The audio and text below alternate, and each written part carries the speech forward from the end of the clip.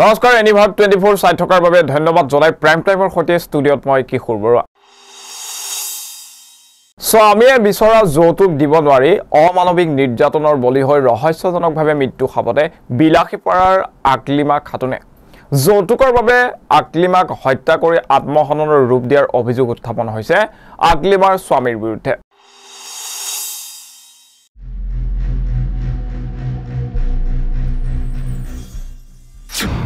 যৌতুকৰ বাবে নৃশংস হত্যাকাণ্ড ৰাজ্যত পুনৰ গাৰ নোম হিয়ৰি যোৱা ঘটনা। স্বামীয়ে বিচৰা যৌতুক দিব নোৱাৰি অমানৱিক নিৰ্যাতনৰ বলি হৈ ৰহস্যজনকভাৱে মৃত্যুক সাবতে বিলাসীপাৰাৰ আকলিমা খাতুনে যৌতুকৰ বাবে আকলিমাক হত্যা কৰি আত্মহননৰ ৰূপ দিয়াৰ অভিযোগ উত্থাপন হৈছে আকলিমাৰ স্বামীৰ বিৰুদ্ধে। উল্লেখ্য যে 5 মাহ পূৰ্বে বিলাসীপাৰাৰ চুৱাপাতা দ্বিতীয় খণ্ড গাঁৱৰ আকলিমা খাতুনৰ বিবাহ হৈছিল গোৱালপাৰা জিলাৰ বগুৱান থানাৰ অন্তৰ্গত থেপকাই গাঁৱৰ জিয়াৰুল ইছলামৰ সৈতে। বিবাহৰ পাছৰে পৰা আকলিমাৰ স্বামী জিয়াৰুল ইছলামে যৌতুক বিচাৰি আকলিমাৰ ওপৰত অমানৱিক নিৰ্যাতন চলোৱাৰ অভিযোগ উত্থাপন হৈছিল। সম্প্ৰতি আকলিমাক হত্যা কৰি আত্মহত্যাৰ ৰূপ দিয়াৰ অভিযোগ আকলিমাৰ স্বামী জিয়াৰুল ইছলামৰ বিৰুদ্ধে। ঘটনাৰ উচিত তদন্ত বৰ্তমান বিচাৰিছে এতিয়া আকলিমাৰ পৰিয়ালে। আমাৰ ধুবুৰী জিলাৰ চুৱাপাতা দ্বিতীয় খণ্ড গাঁৱৰ আকলিমা খাতুন, দেউতাকৰ নাম হ'ল আমজাদ আলী, বয়স আনুমানিক 20 বছৰ হ'ব। আমাৰ এই ছোৱালীজনীৰ 5 মাহমান আগত গোৱালপাৰা জিলাৰ বগুৱান থানাৰ অন্তৰ্গত চিনিমাৰী থেপকাই গাঁৱৰ জিয়াউল ইছলাম, দেউতাকৰ নাম হ'ল আব্দুৰ ৰহিম, এই জিয়াউলৰ লগত বিবাহ পাছত আবদ্ধ হয়। বিবাহ পাছত আবদ্ধ হোৱাৰ পিছৰে পৰাই শাৰীৰিক মানসিকভাৱে বহুত নিৰ্যাতন আৰম্ভ কৰে আৰু সেই নিৰ্যাতন মৰ্মে মানে তাৰ স্বামীৰ ঘৰৰ পৰা দেউতাকৰ ঘৰলৈ আহিব নিদিয়ে, বিভিন্ন ধৰণৰ ভাবুকি দি আছিলে আৰু এই ভাবুকি দি থকাৰ পিছতো সিহঁতে মানে এনেকুৱা মাৰপিট কৰি আছিলে যেন মানে ছোৱালীজনীক একেবাৰে মানে হত্যা কৰাৰ সিহঁতৰ পৰিকল্পিতভাৱে এটা মানে পৰিকল্পনা আছিলে। আৰু সেইমতেই যোৱা ৰাতি সিহঁতে মানে ছোৱালীজনীক হত্যা কৰি এটা ফাঁচীৰ ৰূপ মানে দিয়াৰ চেষ্টা কৰি আছে। মই বিশেষ কৰি গোৱালপাৰা জিলাৰ SP মহোদয়ক অনুৰোধ কৰিছোঁ যেন বগুৱান থানাৰ OC মহাশয়ক আমি ইমান অনুৰোধ কৰাৰ পিছতো সেই দোষী কালপিতকেইটাক থানাৰ ভিতৰত ৰাখি আমাৰ পৰা আমি মানে যিখিনি আমি সিহঁতৰ পৰা সহযোগিতা বিচাৰিছিলোঁ আমাক পৰ্যাপ্ত পৰিমাণে সহযোগিতা কৰা নাই।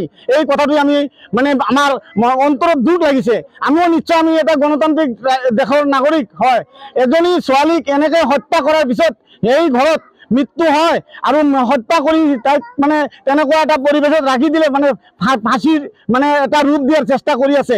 আমি ধাৰণা কৰিছোঁ সেই ছোৱালীজনীক সেই পৰিয়ালটোৱে পৰিকল্পিতভাৱে হত্যা কৰিছে আৰু আমি গোৱালপাৰা জিলাৰ SP মহোদয়ক তথা প্ৰশাসনক আমি কৰজোৰে অনুৰোধ কৰিছোঁ, ধুবুৰী জিলাবাসী হিচাপে তথা এই ছোৱালীজনীৰ ৱাৰিছ হিচাপে যেন আপুনি এই কেছটোত নিজে ইনভলভ হ'ব লাগে আৰু বগুৱান থানাৰ OC মহোদয়ক মানে আপুনি নিৰীক্ষণ কৰিব লাগে আৰু কিহৰ কাৰণে আমাৰ এই ৰাতি হ'ল এতিয়ালৈকে এই অলপ আগতহে কেছ লোৱাৰ কাৰণে সি বাধ্য হ'ল। ইয়াৰ আগলৈকে কেছ লোৱাত আপত্তি আছিলে, কিহৰ কাৰণে আপত্তি থাকিল? এই আকলিমাৰ হাজবেণ্ড তথা জিয়াউৰ ৰহমান এই আকলিমাৰ দেউতাকৰ পৰা কিবা যৌতুক বিচাৰিছিলে নেকি? হয়, সিহঁতৰ পৰা আমাৰ ছোৱালীজনীৰ দেউতাকৰ পৰা পৰিয়ালৰ পৰা সিহঁতে টকা বিচাৰি মানে নিৰ্যাতন কৰিছে, বিভিন্ন ধৰণৰ বস্তু বাহিনী বিচাৰি নিৰ্যাতন কৰিছে। আকলিমা খাতুনক বহুদিন আগৰ পৰাই এনেকৈ নিৰ্যাতন চলাই আছিল নেকি? বিয়া হোৱাৰ পিছৰে পৰাই তাৰ ওপৰত অত্যাচাৰ। বিয়া হৈছিল কিমান দিন আগত? 5 মাহমান আগত। বিয়া আকলিমা আৰু এই জিয়াউৰ ৰহমানৰ বিয়াটো আনুষ্ঠানিকভাৱে হৈছিল নে?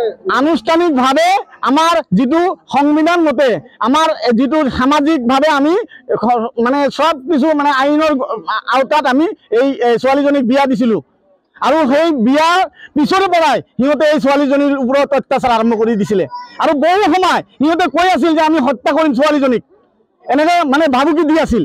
এনেকৈ কি আগজাননী দি কৈছিল? আগতে কৈছিল, সিহঁতে কৈ আছিলে যে আমি ছোৱালীজনীক আমি জীয়াই নাৰাখো, আমি হত্যা কৰিম, এনেকুৱা ভাবুকি দি আছিলে।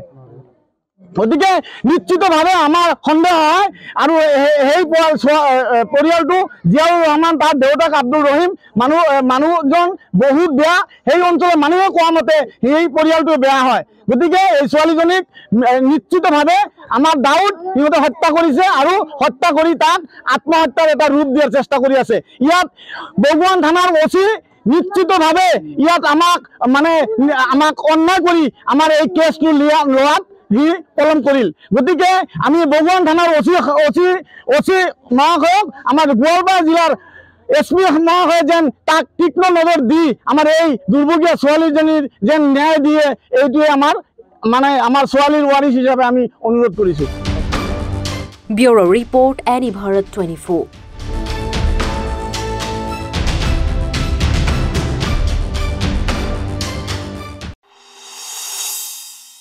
সমাগত নিৰ্বাচন 24 লোকসভা নিৰ্বাচনৰ পূৰ্বে দেশৰ ৰাজনৈতিক দলসমূহে লাভ কৰিছে কোটি কোটি টকাৰ দান বৰঙণি। বিগত বৰ্ষৰ তুলনাত এই বৰ্ষত ৰাজনৈতিক দলসমূহলৈ বৰঙণি বৃদ্ধি পাইছে 12.9%। এই সন্দৰ্ভত চাওক এক প্ৰতিবেদন।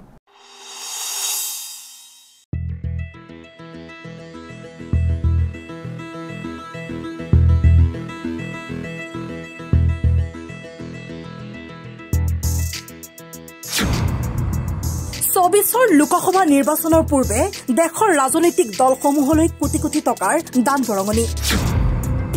বিগত বৰ্ষৰ তুলনাত এই বৰ্ষত ৰাজনৈতিক দলসমূহলৈ বৰঙণি 12.09% বৃদ্ধি। মুঠ 850,43,80,000 টকাৰ বৰঙণি লাভ ৰাজনৈতিক দলসমূহৰ।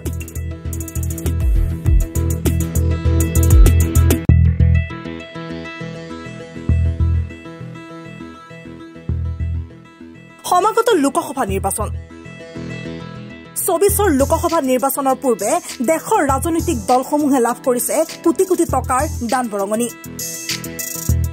বিগত বৰ্ষৰ তুলনাত এই বৰ্ষত ৰাজনৈতিক দলসমূহলৈ বৰঙণি বৃদ্ধি পাইছে 12.09%।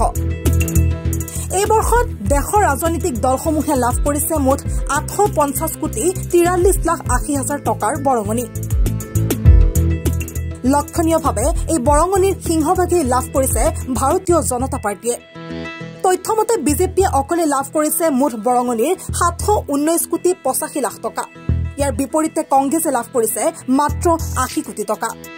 উল্লেখ্য যে বিজেপি দলে লাভ কৰা বৰঙণিৰ পৰিমাণ কংগ্ৰেছ, আপ, NPP আৰু CPI আদি ৰাজনৈতিক দলসমূহে লাভ কৰা মুঠ দানৰ প্ৰায় 5 গুণ। উল্লেখযোগ্য যে 2022-23 বৰ্ষত ৰাজনৈতিক দলসমূহে লাভ কৰা বৰঙণিৰ পৰিমাণ 2021-22 বৰ্ষত লাভ কৰা বৰঙণিৰ তুলনাত প্ৰায় 91,70,00,000 টকা বেছি। 2021-22 বৰ্ষত বিজেপিয়ে লাভ কৰিছিল মুঠ 614,62,00,000 টকা আৰু 2022-23 বৰ্ষত বিজেপিয়ে লাভ কৰিছে মুঠ 719,85,00,000 টকা। অৰ্থাৎ এই বৰ্ষত বিজেপিয়ে লাভ কৰা দানৰ পৰিমাণ বৃদ্ধি হৈছে 17.12%লৈ। ইয়াৰ বিপৰীতে এই বৰ্ষত কংগ্ৰেছে লাভ কৰা দান বৰঙণিৰ পৰিমাণ হ্ৰাস পাইছে 16.27%লৈ। 2021-22 কংগ্ৰেছে লাভ কৰিছিল 95,85,00,000 টকা আৰু 2022-23 বৰ্ষত কংগ্ৰেছে লাভ কৰিছে মাত্ৰ 79,92,00,000 টকা। এই হিচাপ হৈছে 20,000ৰ অধিক পৰিমাণৰ দানৰ হিচাপ। উল্লেখনীয় যে মায়াৱতীৰ বহুজন সমাজ পাৰ্টীয়ে 20,000ৰ ওপৰত কোনো দান লাভ কৰা নাই।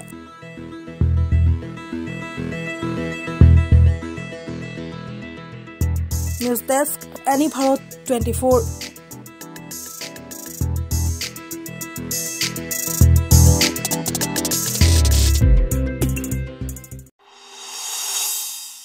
ক্ৰমাৎ ভয়ংকৰ ৰূপ ধাৰণ কৰিছে কৃষকসকলৰ দিল্লী চলো যাত্ৰা। আজি চতুৰ্থ দিনত প্ৰৱেশ কৰিলে পাঞ্জাৱ হাৰিয়ানা সীমান্তত প্ৰতিবাদকাৰী আৰু আৰক্ষীৰ মাজত হোৱা ষ্টেণ্ড অফে। আৰু প্ৰতিবাদী কৃষকক বাধা দিবলৈ আৰক্ষীয়ে ৰবৰৰ গুলীৰ লগতে কন্দুৱা গেছ ব্যৱহাৰ কৰাৰ অভিযোগ উত্থাপিত হৈছে। দুই পক্ষৰ আক্ৰমণ প্ৰত্যাক্ৰমণত আহত হয় কেইবাজনো আৰক্ষী আৰু প্ৰতিবাদকাৰী।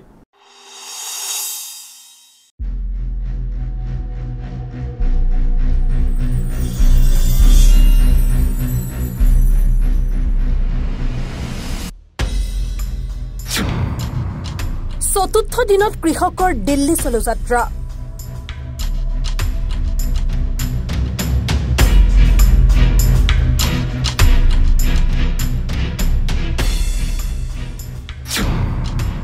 প্ৰতিবাদী কৃষকক লক্ষ্য কৰি আৰক্ষীৰ কন্দুৱা কেছ নিক্ষেপ আজি কেন্দ্ৰৰ সৈতে তৃতীয় পৰ্যায়ৰ আলোচনা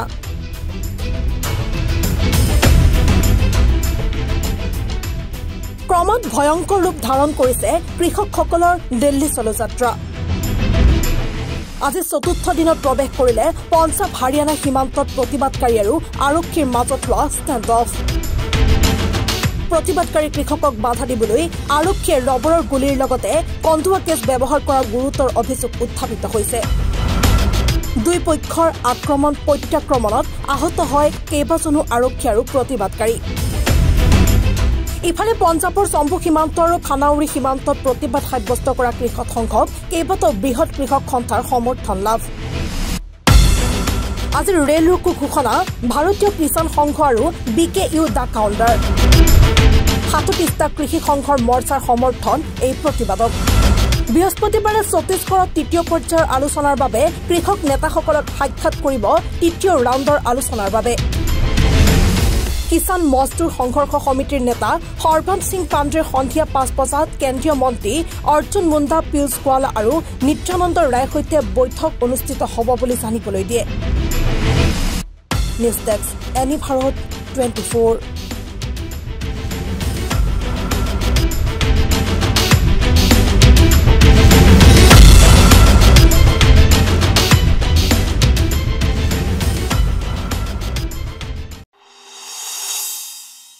গুৱাহাটী মহানগৰীত পুনৰ সংঘটিত হৈছে চাঞ্চল্যকৰ ঘটনা সৰস্বতী পূজাৰ দিনাই সন্ধানহীন অষ্টম শ্ৰেণীৰ দুগৰাকীকৈ ছাত্ৰী জানিব পৰা মতে ছাত্ৰী দুগৰাকী নুনমাটি গোপালনগৰৰ পঞ্চদ্বীপ জাতীয় বিদ্যালয়ৰ মধুস্মিতা বৈশ্য আৰু বন্দিতা ভূমিক বুলি জানিব পৰা গৈছে সৰস্বতী পূজালৈ ওলাই আহি পুনৰ ঘৰলৈ উভতি নাহিল ছাত্ৰী দুগৰাকী গুৱাহাটী মহানগৰীত পুনৰ সংঘটিত হৈছে চাঞ্চল্যকৰ ঘটনা সৰস্বতী পূজাৰ দিনাই সন্ধানহীন অষ্টম শ্ৰেণীৰ দুগৰাকীকৈ ছাত্ৰী জানিব পৰা মতে ছাত্ৰী দুগৰাকী নুনমাটিৰ গোপালনগৰৰ পঞ্চদ্বীপ জাতীয় বিদ্যালয়ৰ মধুস্মিতা বৈশ্য আৰু বন্দিতা ভূমিক সৰস্বতী পূজালৈ ওলাই আহি পুনৰ ঘৰলৈ উভতি নাহিল ছাত্ৰী দুগৰাকী বন্দিতা ভূমিকৰ ভাতৃও আছিল ছাত্ৰী দুগৰাকীৰ লগত দীঘলী পুখুৰীলৈ দুয়োগৰাকী বান্ধৱী ফুৰিবলৈ যাম বুলি কৈ ভাতৃক ঘৰলৈ পঠিয়াইছিল বন্দিতাই অৱশেষত পৰিয়ালৰ লোকে নুনমাটি থানাত দাখিল কৰে এজাহাৰৰ ভিত্তিত আৰক্ষীয়ে তদন্ত অব্যাহত ৰখাৰ সময়তে নিৰ্দিষ্ট ছাত্ৰীগৰাকীৰ মোবাইলৰ পৰা অভিভাৱকলৈ আহে ৰহস্যজনক মেছেজ সমগ্ৰ ঘটনা এতিয়া ৰহস্যৰ আৱৰ্তত আৰক্ষী তদন্ততহে পোহৰলৈ আহিব সমগ্ৰ ঘটনা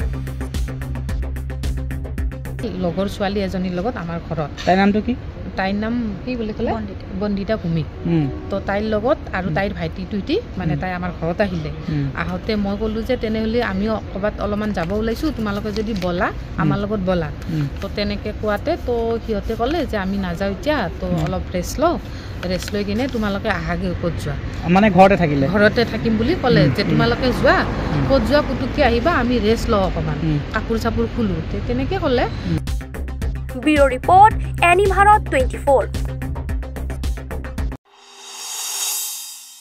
প্ৰধান শিক্ষকে কাহিছে ছাত্ৰ ছাত্ৰীৰ ভোকৰ ভাত গো গাখে প্ৰধান শিক্ষকে গিলিলে মধ্যাহ্ন ভোজনৰ চাউল আৰু ধন দৰিদ্ৰ ছাত্ৰ ছাত্ৰীৰ ভোক নিবাৰণ আৰু শাৰীৰিক পুষ্টি যোগানৰ উদ্দেশ্যে চৰকাৰে প্ৰদান কৰা মধ্যাহ্ন ভোজনখিনিও কাহি খোৱাত উঠি পৰি লাগিছে গুৰেশ্বৰ শিক্ষাখণ্ডৰ অন্তৰ্গত বহুকেইখন LP স্কুলৰ শিক্ষকে এই সন্দৰ্ভত চাওক এক প্ৰতিবেদন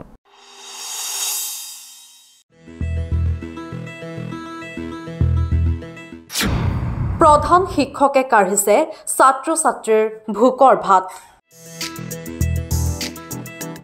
গোগ্ৰাখে প্ৰধান শিক্ষকে গিলিলে মধ্যাহ্ন ভোজনৰ চাউল আৰু ধন চৰকাৰী দৰমহাৰে পেট নভৰা একাংশ প্ৰধান শিক্ষকৰ এনে কাণ্ডই এতিয়া আচম্বিত কৰি তুলিছে সকলোকে দৰিদ্ৰ ছাত্ৰ ছাত্ৰীৰ ভোক নিবাৰণ আৰু শাৰীৰিক পুষ্টি যোগানৰ উদ্দেশ্যে চৰকাৰী প্ৰদান কৰা মধ্যাহ্ন ভোজনখিনিও কাঢ়ি খোৱাত উঠি পৰি লাগিছে বহু প্ৰধান শিক্ষকে এই গুৰুতৰ অভিযোগ উঠিছে প্ৰধান শিক্ষকৰ বিৰুদ্ধে। গুৰেশ্বৰ শিক্ষাখণ্ডৰ অন্তৰ্গত বহুকেইখন LP স্কুলত বিভিন্ন অজুহাতত দীৰ্ঘদিনে জ্বলা নাই ৰান্ধনী ঘৰৰ চৌকাৰ জুই।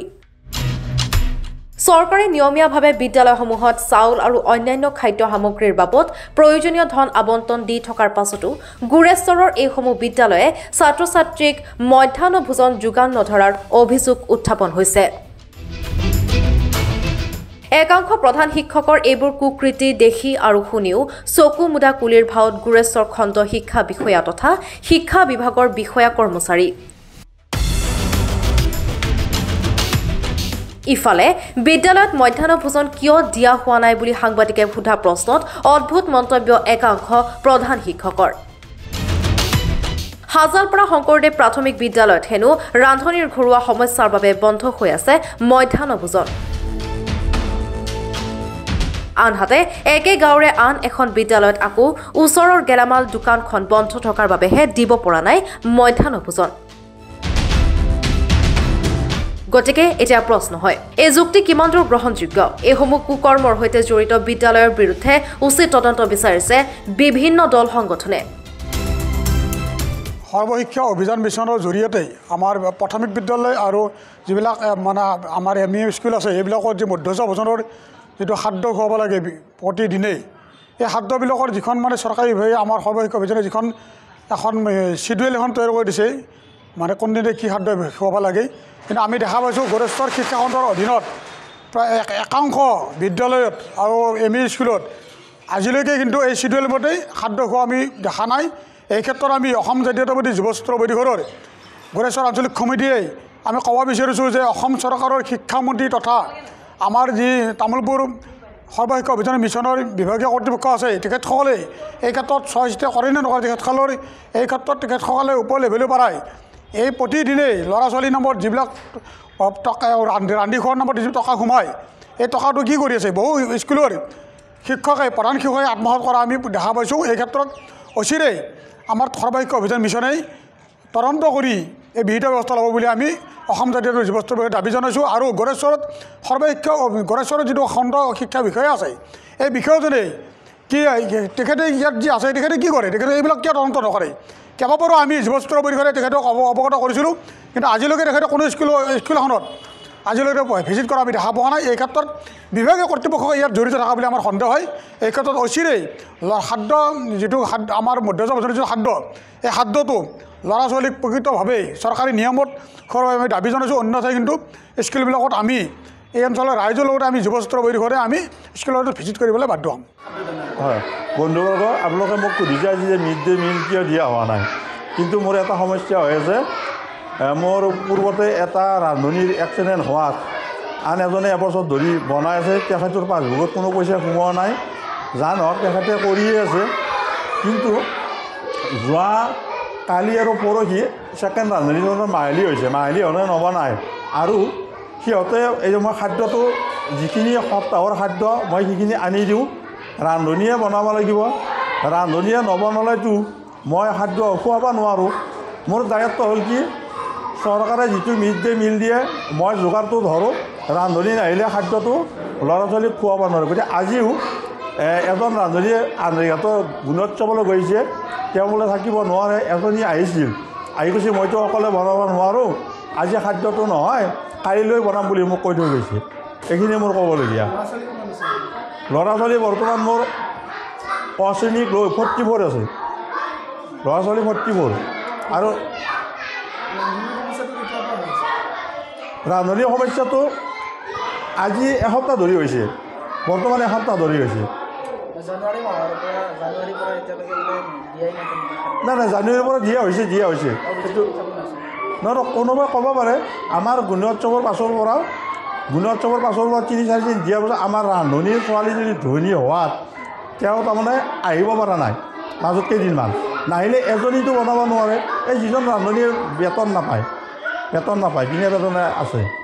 আৰু তাৰ পাছতে মাজতে যোৱা সপ্তাহতো হোৱা হৈছে। আৰু স্কুলৰ ভিতৰত এতিয়াও দাইল আছে, আপোনালোকে চাব পাৰে। আৰু যি বস্তু কম পৰে, ওচৰতে দোকান আছে, তথাপিও আকৌ ক'লে মই দোকানৰ পৰা সংগ্ৰহ কৰি দিওঁ, মোৰ ৰেজিষ্টাৰো জানে। আৰু কেতিয়াবা মোৰ ঘৰত মই বেছিকৈ বস্তু আনো তাৰ পৰাও মই আনি দিওঁ নহ'লে অভাৱ হ'লে হঠাৎ কিবা এটা বস্তু অভাৱ হৈ গ'ল যেনে ধৰক পিঁয়াজ দুটাই নাই বা মছলা অলপ নাই বুলি ক'লেও মোৰ ঘৰত থাকে তাৰ পৰা হ'লেও মই ৰান্ধনীয়ে মোৰ ঘৰৰ পৰা সংগ্ৰহ কৰি দিয়ে এইটো সুবিধা আছে মোৰ ঘৰতে ৰান্ধনী সমস্যাটো মই আজি যে ৰান্ধনী বনাব অহা নাই এই কথাটো কোৱা নাই কিন্তু এই কথাটো কোৱা হৈছিল এই মানে বিহু অফিচৰ জৰিয়তে মোৰ ৰান্ধনী এজনী তাৰমানে এনেকুৱা বেমাৰত মানে হৈ আছে তেওঁৰ ছোৱালীজনী আহিছে কিন্তু দৰমহা পাতি কোনো সোমোৱা নাই তেতিয়া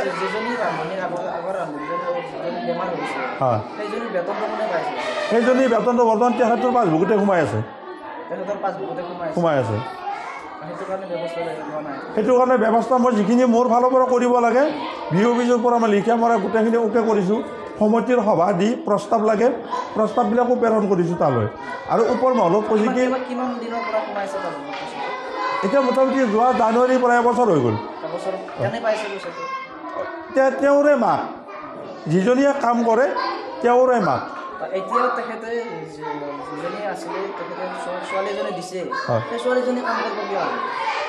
ছোৱালীজনী কাম কৰিব অহা নাই মানে মই এতিয়া ইয়াত আহি পেলাই মাজতে যোৱা সপ্তাহতে ক'লে 3 দিনৰ ছোৱালীজনী ধনী বিয়া পাতিছে এই জানুৱাৰী মাহ লাষ্ট হেৰি এতিয়াতো তেতিয়া কৈছে মই কেইদিনমান আহিব নোৱাৰোঁ মোৰ ছোৱালীজনী বিয়া পাতিছোঁ মানুহ মাতিব লাগে কাকো দিয়া নাই তাই বেতনো নাপায় খাদ্য দিয়া নাই ব্যুৰো ৰিপৰ্ট এনি ভাৰত 24 এইখিনিতে প্ৰাইম টাইমত সময় হৈছে সমূহ বাণিজ্যিক বিৰতিৰ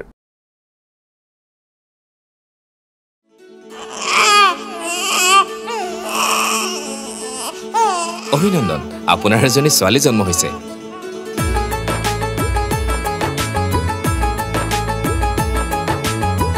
লাহি পাহি এজনী পৰি আহিলে ঘৰখন উজলি বেটি বচাও বেটি পঢ়াও বেটি বচাও বেটি পঢ়াও বেটি বচাও বেটি পঢ়াও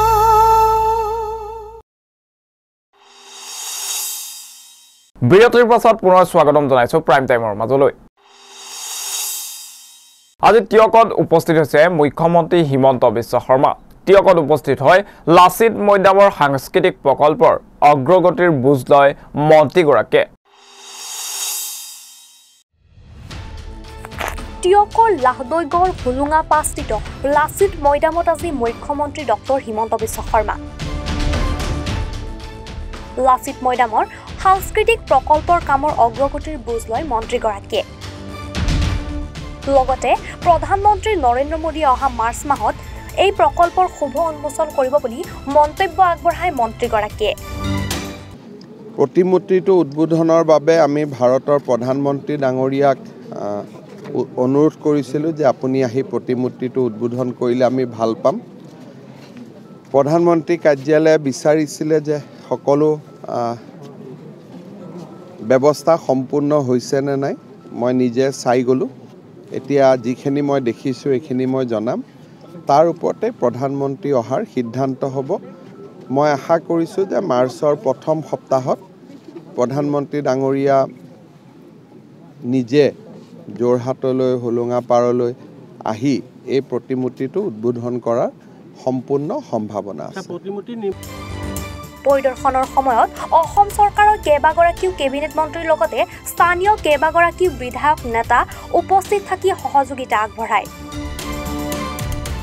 ইপিনে সাংবাদিকৰ সৈতে হোৱা এক সাক্ষাৎকাৰত তেওঁ জনায় যে অসমখন চান্দা আৰু আন্দোলনৰ বাবে বহু পাছ পৰি আছে কিন্তু বৰ্তমান 2014 চনৰ পৰা ক্ৰমাৎ সেই অপসংস্কৃতি হ্ৰাস হৈছে সেয়েহে এইদৰে অসমৰ বিভিন্ন স্থানত বৃহৎ বৃহৎ প্ৰকল্পৰ কাম চলাই অসমখনৰ ছবি অহা সময়ছোৱাত সলনি কৰি অধিক আকৰ্ষণীয় কৰি তোলাৰ প্ৰয়াস কৰা হৈছে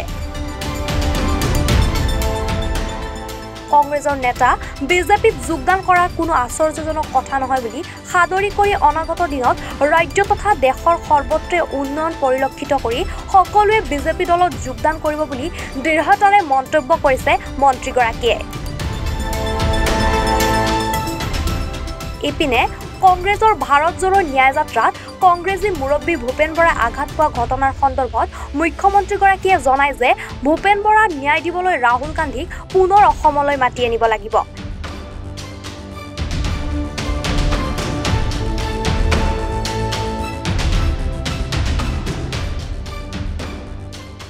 সেয়েহে ৰাহুল গান্ধীৰ প্ৰতি সন্মান জনাই এই মুহূৰ্তলৈকে উক্ত ঘটনাৰ তদন্তত জোৰ দিয়া নাই বুলি সাদৰি কৰিছে মন্ত্ৰীগৰাকীয়ে।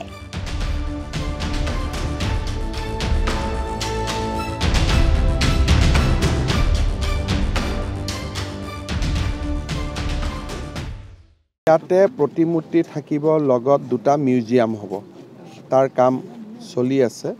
আৰু মিউজিয়ামৰ লগত ইয়াত এখন গোটেই উদ্যান এখন হ'ব, যাতে ৰাইজে আহি চাব পাৰে।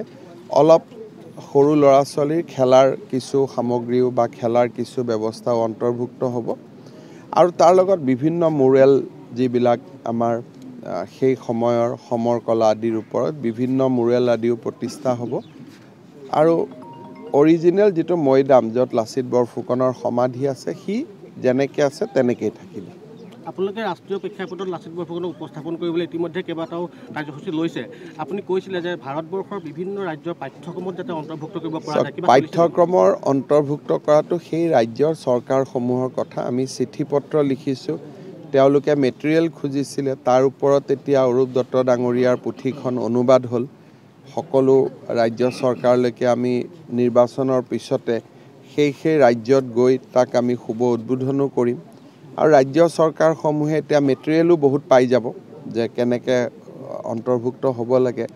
আৰু বিভিন্ন ৰাজ্যই ইতিমধ্যে লাচিত বৰফুকনৰ ওপৰত ল'ৰা ছোৱালীক জ্ঞান দিয়া আৰম্ভ কৰিছে। ৰচনা প্ৰতিযোগিতাত কিমান ৰচনা হৈছিলে, সংকলন কৰিব নেকি? ৰচনা কেইখনটো সংকলন কৰিব নোৱাৰি, 42 লাখ ৰচনা। সেইটোতে 42 লাখ, এখন দুখন নহয়। সেইখিনি ৱেবছাইটত পাৰ্মানেণ্ট হৈ আছে। সকলোৱে লাচিত হিন্দী, অসমীয়া, বড়ো সকলো ভাষাত আছে।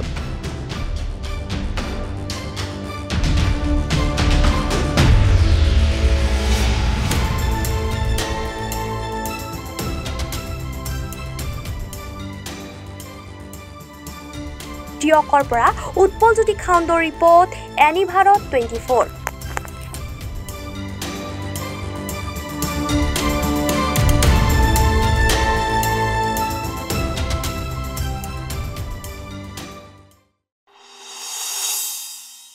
এইবাৰ পেট্ৰল ডিপোত পেট্ৰলৰ পৰিৱৰ্তে ওলাইছে পানী।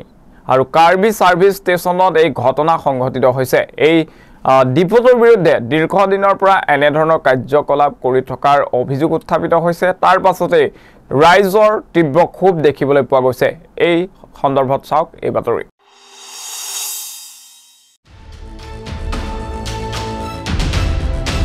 এইবাৰ পেট্ৰল পাম্পত পেট্ৰলৰ পৰিৱৰ্তে ওলাল পানী।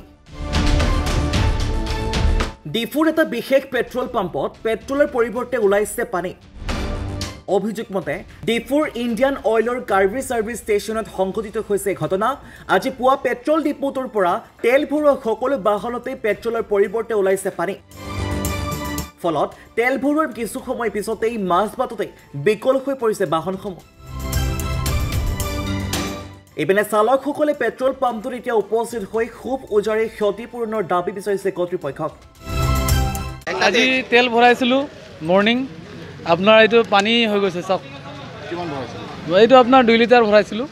তাৰপিছত গাড়ীটো ৰানিঙত অফ হৈ যায়, চাইছোঁ তো এনেকুৱা ওলাইছে। ইয়াৰ পৰা ভৰাইছিলোঁ, Karbi service centre, Indian oil. ইয়াৰ পৰা ভৰাইছোঁ, এইটো কাৰণে এনেকুৱা হৈ গ'ল। আপোনাৰ বাজাজৰ অটো। মানে আহিছোঁ আমি, মানে গাড়ীতে তেল ভৰাই কিনি গৈছিলোঁ, জাষ্ট ধৰক আধা কিলোমিটাৰ পোৱা নাই গাড়ী বেয়া হৈ গ'ল।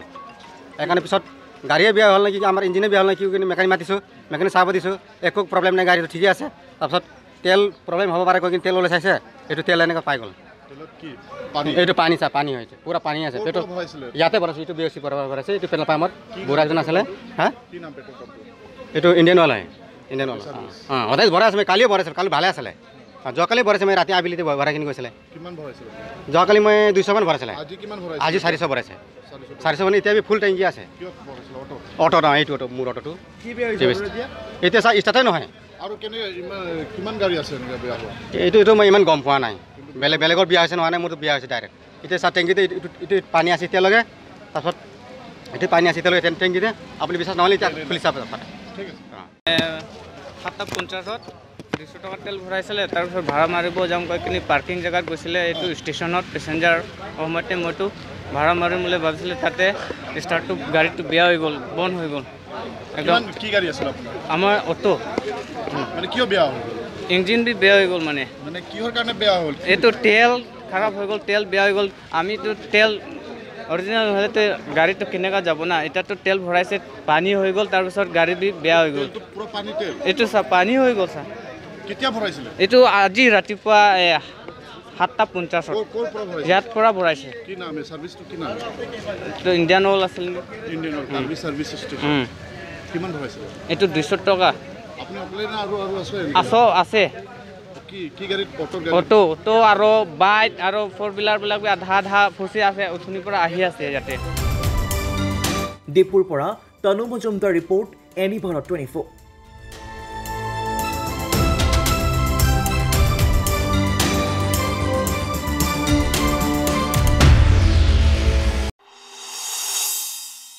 দলগাঁৱৰ বৰুৱাঝাৰত ভয়ংকৰ অগ্নিকাণ্ড জীৱন্তে অগ্নিদগ্ধ হৈ মৃত্যু এগৰাকী মহিলাৰ জুইত সম্পূৰ্ণৰূপে ভস্মীভূত 5টাকৈ বাসগৃহ শ্বৰ্ট চাৰ্কিটৰ ফলত অগ্নিকাণ্ডৰ সূত্ৰপাত হোৱাৰ সন্দেহ স্থানীয় ৰাইজৰ অগ্নি নিৰ্বাপক বাহিনী ঘটনাস্থলীত উপস্থিত হৈ স্থানীয় ৰাইজৰ সহযোগত জুই নিৰ্বাপন কৰিবলৈ সক্ষম হয় যোৱা নিশা দৰঙৰ দলগাঁও আৰক্ষী থানাৰ অন্তৰ্গত 1-2 নং বৰুৱাঝাৰত সংঘটিত হয় ভয়ংকৰ অগ্নিকাণ্ড অগ্নিকাণ্ডৰ ফলত 5টাকৈ পৰিয়ালৰ বাসগৃহ সম্পূৰ্ণৰূপে ভস্মীভূত হোৱাৰ লগতে জীৱন্তে অগ্নিদগ্ধ হৈ মৃত্যু হয় 40 ঊৰ্ধৰ এগৰাকী মহিলাৰ অগ্নিকাণ্ড সংঘটিত হোৱাৰ সময়ত টোপনিৰ জালত আছিল ব্যক্তিকেইগৰাকী শ্বৰ্ট চাৰ্কিটৰ ফলত অগ্নিকাণ্ডৰ সূত্ৰপাত হোৱাৰ সন্দেহ স্থানীয় ৰাইজৰ অগ্নি নিৰ্বাপক বাহিনী ঘটনাস্থলীত উপস্থিত হৈ স্থানীয় ৰাইজৰ সহযোগত জুই নিৰ্বাপন কৰিবলৈ সক্ষম হয় যদিও সম্পূৰ্ণৰূপে পুৰি চাৰখাৰ হৈ 5টাকৈ পৰিয়ালৰ বাসগৃহ জুইত যায় বিভিন্ন আচবাব ধান চাউল গুৰুত্বপূৰ্ণ নথিপত্ৰ উল্লেখ্য যে অহা কাইলৈ অনুষ্ঠিত হ'বলগীয়া এগৰাকী মেট্ৰিক পৰীক্ষাৰ্থীৰ এডমিট আৰু ৰেজিষ্ট্ৰেচন কাৰ্ড জুইত ভস্মীভূত হয় অগ্নিকাণ্ডৰ ফলত ক্ষতি সাধন হোৱা পৰিয়ালক ক্ষতিপূৰণ দিয়াৰ বাবে অসম চৰকাৰক দাবী জনাইছে স্থানীয় ৰাইজে 1 নং বৰুৱাঝাৰ গাঁও পঞ্চায়তৰ অন্তৰ্গত 1 নং বৰুৱাঝাৰ গাঁৱত ৰাতি আনুমানিক 1:20 বজাত অগ্নিকাণ্ড হয় শ্বৰ্ট চাৰ্কিটৰ ফলত ইয়াতে 5টা পৰিয়ালৰ ঘৰ দুৱাৰ সম্পূৰ্ণৰূপে ভস্মীভূত হয় এই পৰিয়াল 5টা হৈছে বিলাতালী সিৰাজ আলী মিৰাজ আলী হৰজত আলী আমজাদ আলী লগতে মৃত আব্দুল জব্বৰৰ ঘৰ দুৱাৰ সম্পূৰ্ণৰূপে ভস্মীভূত হৈছে ইয়াত আমি সকলো ৰাইজ তথা অসম চৰকাৰক আমি অনুৰোধ জনাইছোঁ যে এই পৰিয়ালটিক সকলোৱে এই অসম চৰকাৰে যাতে আৰ্থিক সাহায্য প্ৰদান কৰে লগতে বিভিন্ন দল সংগঠন ৰাজনৈতিক নেতা যাতে এই পৰিয়ালটোক সহায় সহযোগিতা আগবঢ়ায় লগতে আৰু এটা বিশেষ কথা হৈছে এজন মহিলাৰ মৃত্যু হৈছে আৰু আমাৰ ইয়াতে এই আগন্তুক হাইস্কুল শিক্ষান্ত পৰীক্ষাত এজন ছাত্ৰী আছিল তাৰ এডমিট ৰেজিষ্ট্ৰেশ্যন কাৰ্ড সম্পূৰ্ণৰূপে ভস্মীভূত হৈছে এই ক্ষেত্ৰত আমি উপায়ুক্ত মহোদয়ক আমি অনুৰোধ জনাইছোঁ শিক্ষা বিভাগকো অনুৰোধ জনাইছোঁ যাতে এই ছোৱালীজনী পৰীক্ষা দিব পাৰে এই ক্ষেত্ৰত আমাৰ এই বোৰ্ডে যাতে সহায় কৰে ধন্যবাদ খাৰুপেটীয়াৰ পৰা খৈবৰ মণ্ডলৰ প্ৰতিবেদন এনি ভাৰত 24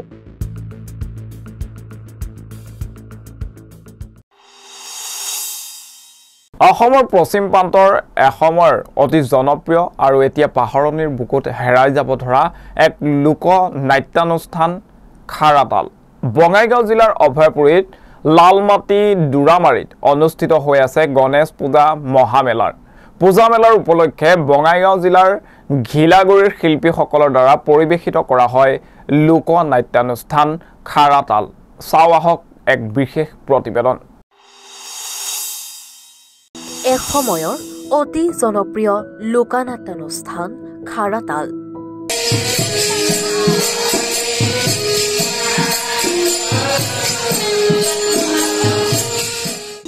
অসমৰ সংস্কৃতিৰ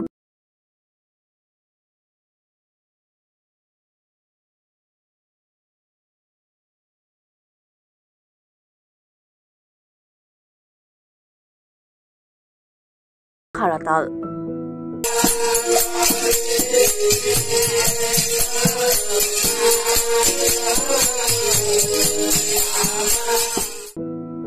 দৃশ্য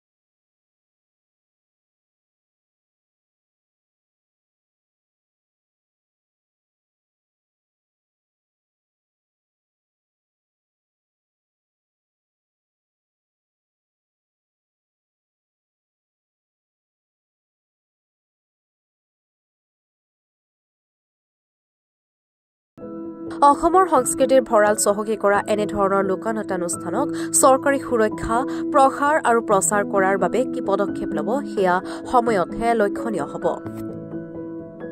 ঐতিহ্যমণ্ডিত শ্ৰী শ্ৰী গণেশ মন্দিৰত যোৱা 13 তাৰিখৰ পৰা অৰ্থাৎ যোৱাকালিৰ পৰা অহা 18 ফেব্ৰুৱাৰীলৈকে বিভিন্ন কাৰ্যক্ৰমণিকাৰে শ্ৰী শ্ৰী গণেশ পূজা মহোৎসৱ আৰম্ভ হৈছে আৰু আজি দ্বিতীয় দিন আজিৰ পৰা আমি 4 দিনৰ কাৰণে বিশেষ এটি অনুষ্ঠান ৰাখিছোঁ সেইটো হৈছে কুচান খাৰাতাল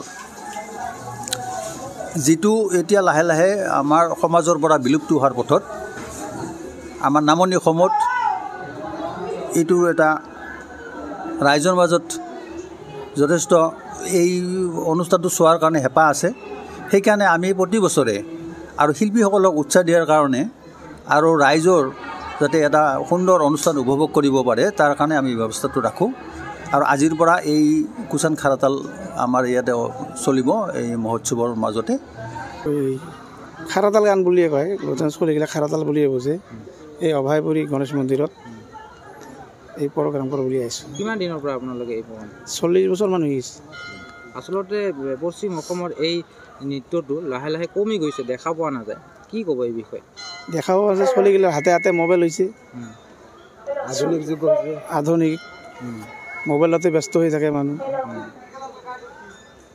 প্ৰতি বছৰে আহে গণেশ প্ৰতি বছৰে 20 বছৰমান হৈ গ'ল আৰু কি ক'ব নতুন প্ৰজন্মক এই শিকোৱাৰ প্ৰশিক্ষণৰ ক্ষেত্ৰত কিবা প্ৰশিক্ষণ আগুৱাই আহিলে দুই একটা শিকা যায় লগত থাকিলে আমিতো চেষ্টা কৰিয়ে আছোঁ আচলতে কি দেখাই মানে হেৰিটোত এতিয়া গাঁৱৰ ফকটীয়া চিষ্টেম কমেডিয়ানো আছে এতিয়া নাটকো আছে এলা আগৰ দিনৰ নাটকগিলা অভয়াপুৰীৰ পৰা সাফিকুল ইছলামৰ প্ৰতিবেদন এনি ভাৰত 24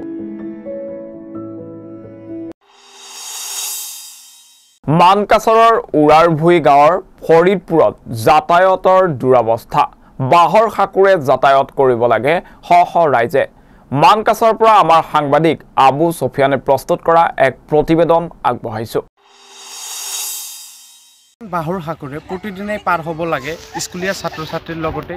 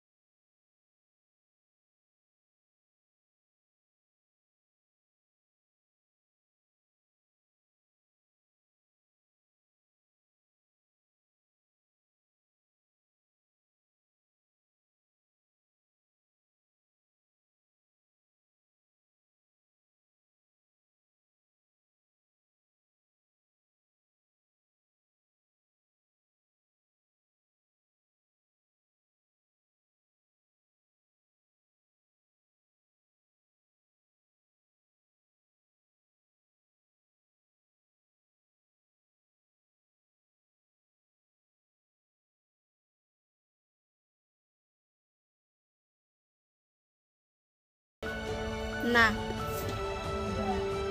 খাল আছে ব্রিজ নাই রাস্তা নাই কিবা অসুখ হলে কেনেকৈ হস্পিটেললৈ লৈ যায় আগের দিনের মতন গাড়ি করে না যান নাকি এনেকৈ কিবা এক্সিডেন্ট হৈছে নেকি হয়েছিল কেজন আনুমানিক 4-5 জনের মতন হয়েছিল গাড়ি করে নিয়ে গেছে এনেকৈ যাতায়াত কৰিবলগীয়া হয় স্কুলীয়া ছাত্ৰ-ছাত্ৰী ইয়াৰ দ্বাৰা এটা কথা অনুমান কৰিব পাৰো যে স্কুলীয়া ছাত্ৰ-ছাত্ৰীবিলাক বিদ্যালয় স্কুলত যায় ঠিকে কিন্তু ঘূৰি আহিব পাৰিবনে নাই ইয়াৰ কোনো অস্তিত্ব নাই এনি ভাৰত চাই থকাৰ বাবে ধন্যবাদ আৰু ইয়াৰ লগে লগে প্ৰাইম টাইমৰ পৰা মই কিশোৰে বিদায় লৈছো অধিক খবৰৰ বাবে চাই থাকিব এনি ভাৰত 24